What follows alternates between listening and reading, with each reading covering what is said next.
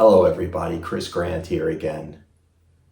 If you're like me and you have a daytime job and you have a very limited amount of time to practice, I decided to come up with like a 1 hour practice session.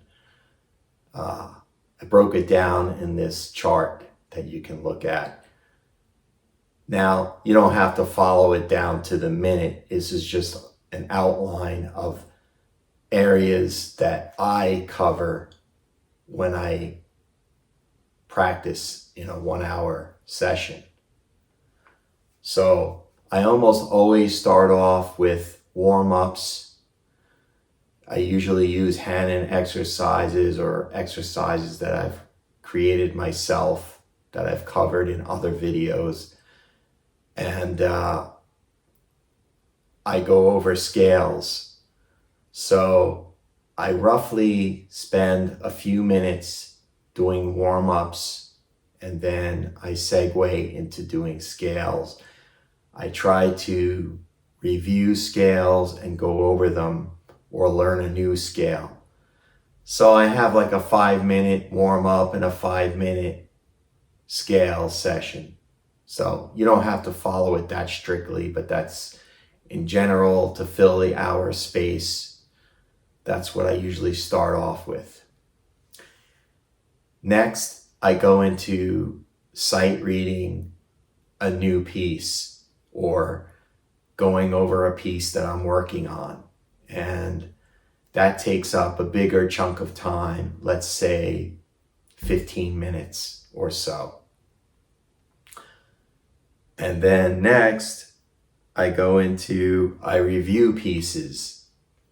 Pieces that I've done in the past or pieces that I want to maintain. So I will go over older pieces that I want to keep in my so-called inventory. So that takes up, a larger chunk of time, roughly 15 minutes. Next, after that, I try to do some improvisation,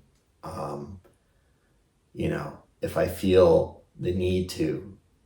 And I like to improvise. I feel like I have more freedom with the instrument, and I'm kind of like walking away from strictly sight reading, which, kind of boxes you in. You're looking at the notes and you have to play the notes precisely. And, it's a whole other dynamic to playing the instrument.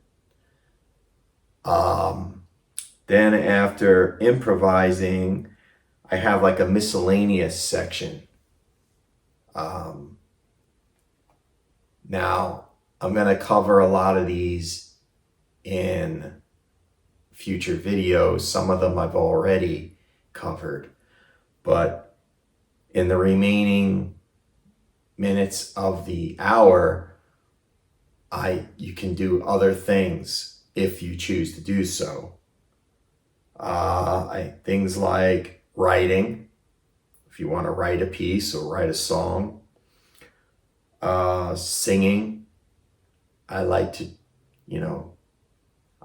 I like to try to sing anyway, if I can. Other instruments. If you have another instrument you like to play or you're working on or, trying to learn, spend a little time doing that and transcribing. So after breaking it down, it seems like there's a lot you can do in 1 hour when you have limited time. Now, of course, you can spend less time warming up and less time on scales and more time on learning a new piece and sight reading and so on and so on. You don't have to follow any strict guidelines, but this is like a general topic in where I want to cover as many areas as possible in the 1 hour. Now, if I have a recital or a rehearsal or whatever coming up, I may spend the majority of the hour just going over the pieces that I'm, going to perform.